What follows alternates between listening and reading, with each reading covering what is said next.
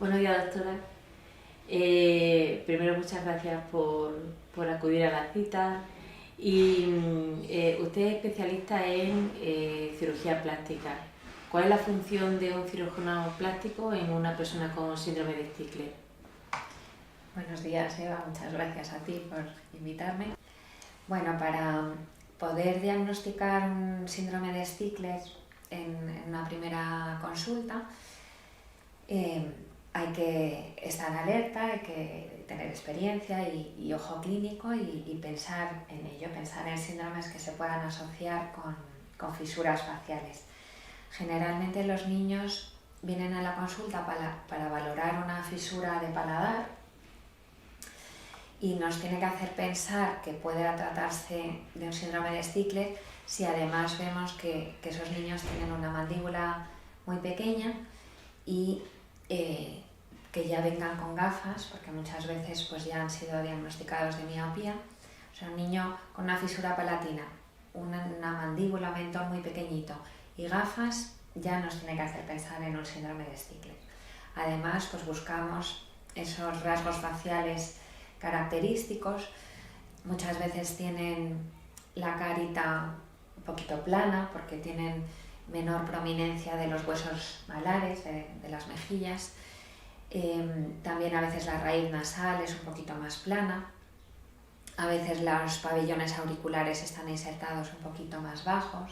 A veces esos pabellones también son un poquito más pequeños de lo normal o tienen una forma un poquito atípica.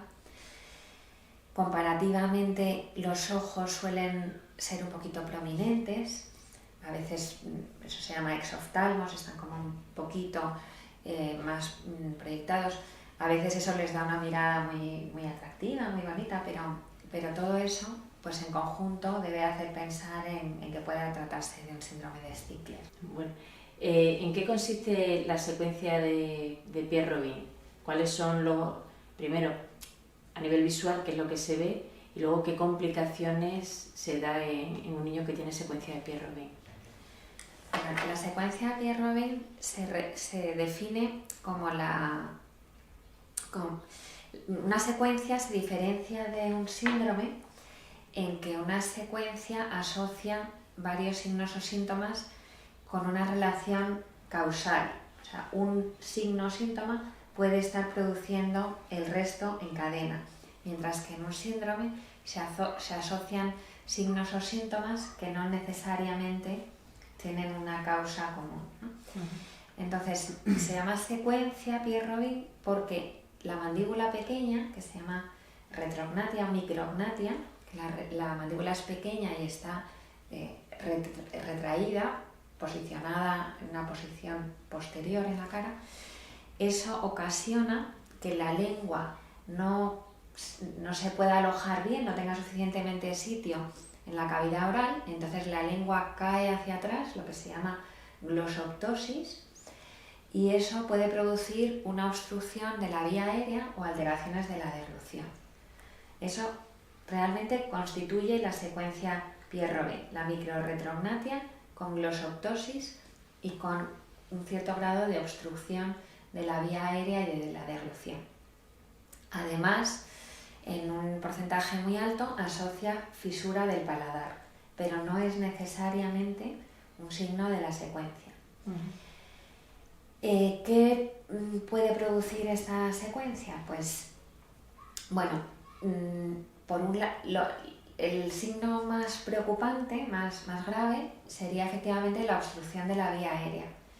Si la mandíbula es muy chiquitita y la lengua se cae para atrás, pues puede producir una obstrucción tan grande que los niños no puedan respirar. Eso se suele ver de forma bastante temprana en el desarrollo y a veces pues, puede requerir tratamientos tan importantes como una traqueotomía. En otros casos pues es menos importante. Las obstrucciones se producen solo en momentos de esfuerzos, pero puede ser un esfuerzo, por ejemplo, el comer. Entonces a veces los niños al comer ese esfuerzo les produce un agotamiento y entonces no pueden respirar bien cuando están comiendo y dejan de comer, y dejan de ganar peso y dejan de desarrollarse. Y en otras ocasiones más leves, pues aunque puedan respirar y comer bien, pues lo que ocurre es que no desarrolla bien la mandíbula y entonces tiene un efecto sobre la mordida, sobre la oclusión dental. Entonces tienen una mala oclusión y eso puede a la larga afectar a dolores mandibulares, afectar a pérdida de piezas dentales, etc. En los casos donde además se asocia fisura de paladar, pues además tiene toda la complejidad del tratamiento de la fisura de paladar. ¿Y qué tratamientos son? Porque en función de que sea por un problema de deglución o que sea el tema del paladar, pues puede repercutir, entiendo yo, a temas respiratorios, a temas auditivos. ¿Y qué cosas se hace desde la cirugía para resolver estos problemas? Bueno, cuando asocia también fisura de paladar, bueno, inicialmente valoramos si además está alterando la respiración o si está alterando la alimentación. Eso sería lo prioritario. Si está alterando la respiración o la deglución, pues hoy día una técnica que se puede emplear es la distracción mandibular, que consiste en realizar una fractura en cada lado de la mandíbula. Es una fractura controlada que realizamos nosotros los cirujanos. Colocamos inmediatamente unos distractores, que es un aparato, una especie de fijador de esa fractura, para que en el momento que esa fractura está soldando, se produce un callo en el hueso y ese callo lo podemos nosotros con ese aparato elongar. Podemos crear hueso mientras ese hueso está reparándose. Eso se llama distracción.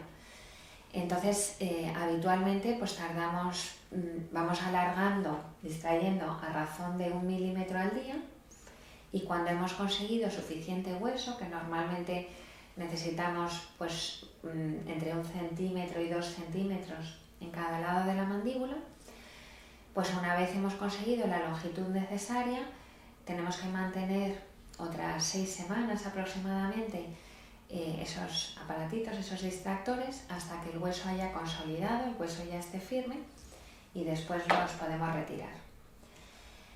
Entonces, bueno, pues es un tratamiento sofisticado, así que exige también experiencia, porque puede tener sus posibles riesgos, pero habitualmente pues en centros con experiencia y cirujanos que estén habituados, pues es un tratamiento que se tolera bastante bien, que deja mínimas cicatrices, prácticamente no son visibles, y que permiten pues efectivamente evitar en muchos casos la traqueostomía o la gastrostomía cuando hay repercusión sobre la respiración o sobre la alimentación. Una vez ese riesgo inicial está controlado, pues ya nos dirigimos a resolver el problema de la fisura de paladar. Habitualmente, en niños con mandíbula pequeña, con secuencia Pierre-Robin, la fisura de paladar la retrasamos un poquito en el tiempo, la reparación. En niños que no tienen secuencia Pierre-Robin, solemos reparar la fisura de paladar alrededor de los 9 meses. Cuando hay secuencia Pierre-Robin, solemos retrasarlo a los 12, incluso a veces 15 meses, precisamente para asegurar que cuando cerremos el paladar no haya riesgo de obstrucción de la vía aérea. También normalmente, pues si esperamos un poquito más, suele haber mejorado un poquito el tono de la musculatura, suele haber mejorado un poquito la hipotonía, da tiempo a veces a que hayan hecho un poquito más de fisioterapia, y entonces eso permite que haya menos riesgos cuando cerremos la fisura. El tratamiento de la fisura en sí, pues no es exclusivamente el juntar esos dos trozos de paladar. Lo que se trata es de crear un paladar funcional, un paladar que sirva para articular y para hablar bien. Para ello, pues tenemos que reparar bien los músculos que forman el techo del velo del paladar, de la parte móvil del paladar, que es la que sirve para hablar, y fundamentalmente reconstruir esos músculos que son el elevador y el tensor del velo del paladar. Esos músculos además tienen una función en el oído medio porque se insertan alrededor de la trompa de Eustaquio, que es el canal que drena, que limpia el oído medio de los exudados que produce habitualmente para hidratar el oído medio. Uh-huh. Lo que pasa es que ese moco que se produce habitualmente para hidratar, para lubricar el oído medio, para que funcione bien, pues tiene que eliminarse hacia la faringe, hacia la garganta. Si esos músculos no funcionan bien, pues esos líquidos se quedan estancados en el oído medio y favorecen la infección, favorecen la otitis. Uh-huh. Entonces, al reparar el paladar, pues también se repara un poquito la tensión y la función de esos músculos. Aún así, pues en muchos casos, en niños con o sin Stickler, pues a veces la cicatriz que se produce en el paladar o a veces la hipotonía contribuyen a que, a pesar de todo, el oído medio no drene del todo bien y se sigan produciendo otitis y entonces necesiten drenajes timpánicos para solucionar esos problemas. En los niños con Stickler a veces tienen, o en muchos de los casos están asociados también a un tema de hipotonía, que cuando aparece con una secuencia de Pierre Robin, pues digamos que se complica, ¿no? ¿Hay algún tipo de terapia, aparte de la cirugía, que se haga antes o después de la cirugía? Efectivamente, dentro del tratamiento multidisciplinar que requieren estos pacientes, es importantísima la terapia de estimulación precoz. La fisioterapia, tiene muchas fases de actuación, muchos campos de actuación dentro de los pacientes con Stickler, pero dentro de los problemas que implican al cirujano plástico, pues hay una fase de estimulación precoz de toda la musculatura deglutoria, toda la musculatura orofacial, en primer lugar para tratar de estimular, de refortalecer el estímulo de deglución, porque hay niños que por la hipotonía, porque tienen la mandíbula pequeña y porque además tienen fisuras grandes, pues a veces son niños que tienen un estímulo muy débil o prácticamente no lo tienen. Entonces les cuesta muchísimo tragar y eso hace que a veces necesiten sonda nasogástrica para alimentarse o incluso a veces necesitan una gastrostomía, el hacer un orificio en el estómago para alimentarlos directamente por ahí. Pero eso pues tiene también sus posibles riesgos, hace que sea más complicada su alimentación, que sea más deficitaria.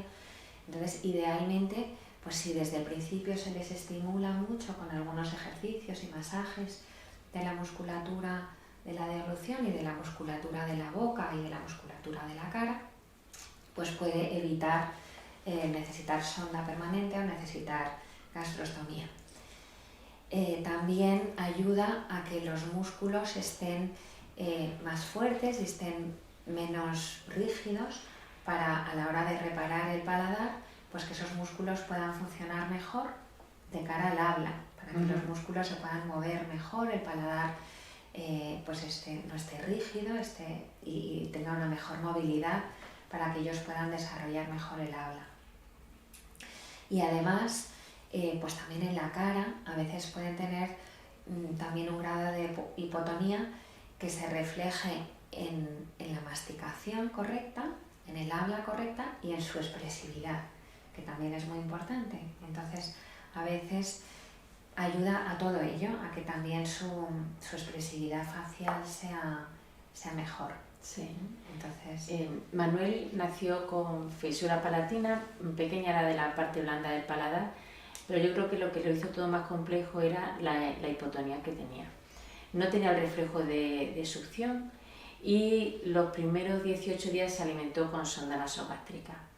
Cuando yo intentaba darle de comer en casa, con un biberón, echaba mucho líquido, leche por la nariz y también tuve que irme de urgencia porque hizo algunas aspiraciones que luego fue en infecciones de bronquiolitis y tal. Yo me pregunto, ¿no? Aunque para mí era un trauma dar de comer al niño, pero un trauma, y además mi familia se iba, ¿no? Pero ¿no hubiera sido preferible mantener la sonda o era mejor obligarle a la alimentación normal? Claro, bueno, lo que comentas es frecuente porque a veces, aunque la fisura sea incompleta, sea solo de paladar blando, que es frecuente en los casos de Stickler que las fisuras sean incompletas, incluso a veces solo de la úvula.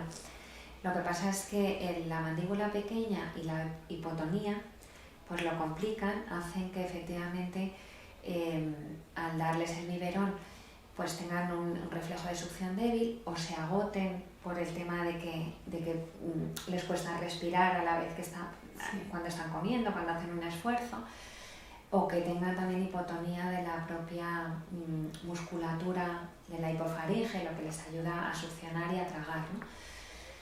Entonces, bueno, idealmente cuando tienen un buen estímulo, una buena fisioterapia previa, muy precoz, pues a veces les puede ayudar. Y sí que es cierto que se intenta no mantener la sonda mucho tiempo porque la sonda les anula ese reflejo de succión y les debilita la musculatura de deglución. Entonces sí que se intenta pues que ellos hagan ese esfuerzo. Lo que pasa es que hoy día pues también los fisioterapeutas que conocen la secuencia Pierre-Robin y que conocen el Stickler pues pueden dar pautas de posiciones correctas para evitar las aspiraciones, pueden también recomendar tetinas especiales que facilitan que tengan que hacer menos esfuerzo y facilitan que vaya al sitio correcto y que no vaya a la vía aérea.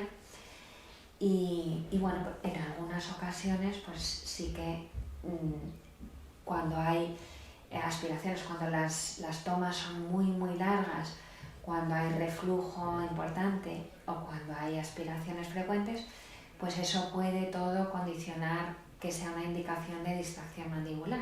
Ajá. Y que la distracción pues efectivamente facilite las tomas, evite que haya aspiraciones y que evite todos esos problemas que derivan de las aspiraciones, infecciones, bronquiolitis, etc. A mí no me hubiera gustado que lo hubieran dejado la sonda porque me hubieran quitado un peso de encima.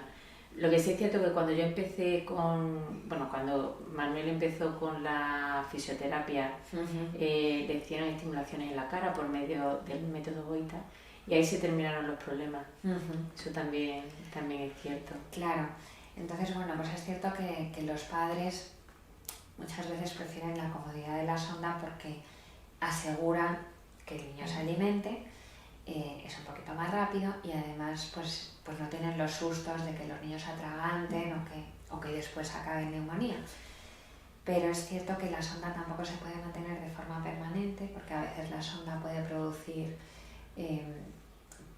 úlceras de presión, puede producir efectivamente que la musculatura se atrofie y que después se hagan dependientes de sonda o de gastrostomía, porque muchas veces cuando la sonda no se puede mantener de forma permanente acaban con gastrostomía. Y la gastrostomía tiene sus propios efectos secundarios, pueden tener alteraciones de la nutrición porque no sigue todo el trayecto habitual. Pueden tener degeneraciones del esófago porque el esófago no se estimula. Entonces es preferible, cuando se puede, que el proceso de alimentación sea el completo, que los niños mastiquen, que los niños traguen y que después tengan todo su proceso de digestión desde el inicio también. Sí. Los niños con Stickler tengan una fisura palatina, pero quizás por lo que decías de que la secuencia Pierre-Robin no tiene que venir necesariamente asociada a la fisura palatina, es verdad que babea mucho. De hecho, también mi hijo, yo le tenía unos baberos que le hacía a mi madre grande porque babeaba con mucha constancia. ¿Esto a qué se debe? Si no hay bueno, en el caso de Manuel será fisura, ¿no?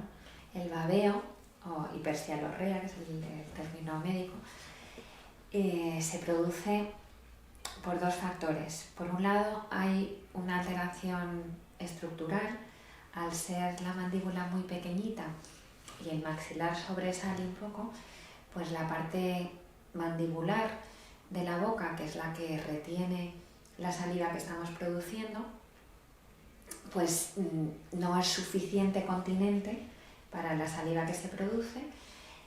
No tragan bien porque la lengua no tiene suficiente espacio y entonces afecta también a la movilidad y la función de la lengua. Con la lengua no pueden empujar bien la saliva hacia atrás para tragarla y entonces tiende a rebosar y a caer.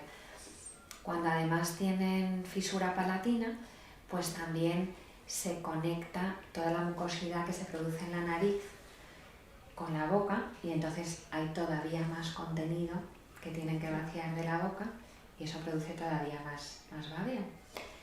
Entonces, bueno, en estos casos puede ayudar a veces también lo que hablábamos de la fisioterapia y la estimulación precoz, porque el refortalecer los músculos de la lengua, los músculos de la parte inferior de la mandíbula y los músculos del cuello ayudan a veces con determinadas posturas a que por lo menos pues, no rebose tanta saliva y puedan estar un poquito más secos y más cómodos. Porque a veces el babeo pues, también les produce después irritaciones en la piel en el pecho, a veces les produce irritaciones en las comisuras de la boca.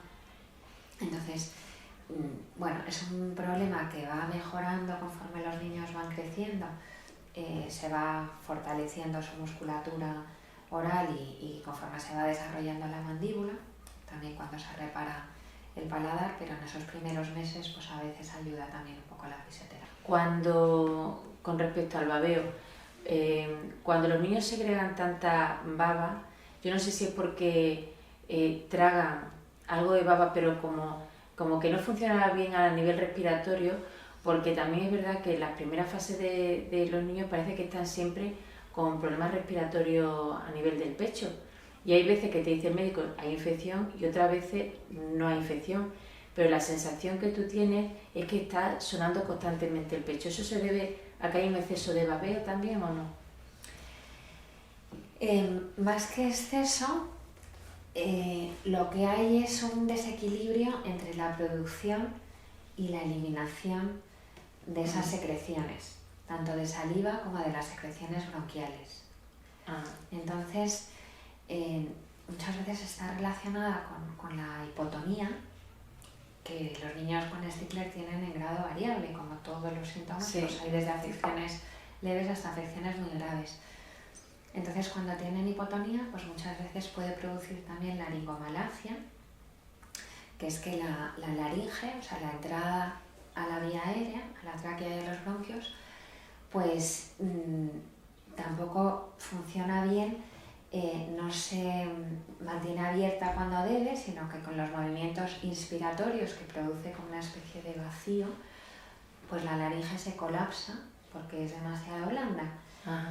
Lo mismo puede ocurrir con todo el mecanismo de eliminación de las secreciones cuando tosemos o cuando impulsamos, cuando los mecanismos de músculos y de cilios que tiene todo el epitelio bronquial, que tienden a eliminar las sustancias sucias, ¿no? Lo que, sí.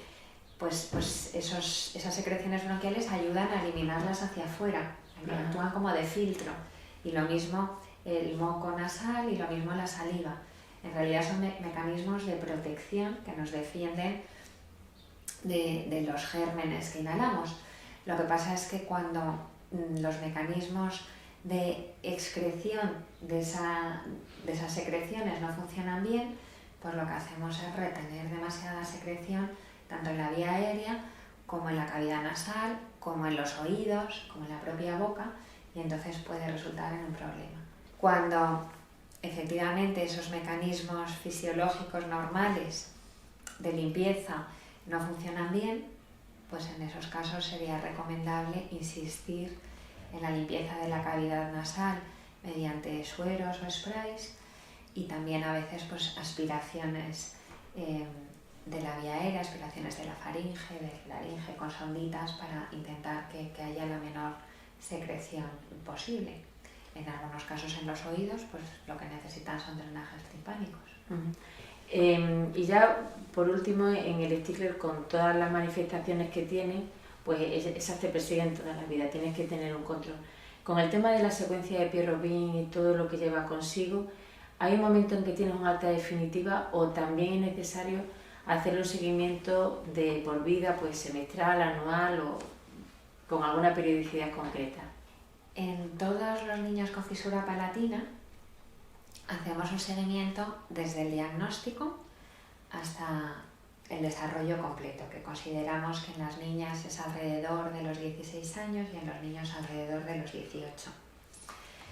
Lo que son las cirugías concretas en niños con Stickler, pues como te decía, puede haber una cirugía precoz de la secuencia Pierre-Robin cuando la mandíbula es muy pequeña, entonces puede estar indicada una distracción mandibular, que habitualmente sería muy temprana, en las primeras semanas, meses de vida, y que una vez resuelta, pues hay que vigilar para ver que la mandíbula tiene ya su tamaño correcto, que las fracturas que hemos hecho nosotros han consolidado bien y que no tiene repercusión sobre el futuro crecimiento de los dientes. Incluso a veces, pues puede ser que hayamos conseguido un tamaño adecuado, pero que conforme los niños siguen creciendo, pues haya que repetir esa distracción. No es frecuente, pero puede ocurrir. En cuanto a la fisura palatina, pues también te decía, habitualmente la realizamos alrededor de los 12 meses, entre los 12 y los 15 meses, y también hacemos después siempre un seguimiento, porque aunque intentamos que quede perfecta en una sola cirugía, pues a veces pueden aparecer fístulas, que haya pequeños agujeritos donde no haya pegado bien el tejido, y eso puede tener sus repercusiones, puede hacer que pase más fácilmente comida o líquido de la boca a la nariz, o puede que el tono de voz no sea el correcto, que haya una hipernasalidad, que se oiga como un tono un poco gangoso, o puede ser que hayamos reparado el paladar, pero que haya mucha cicatriz en ese paladar, que el paladar queda un poquito rígido y que no se mueva bien, lo que llamamos insuficiencia velofaringea.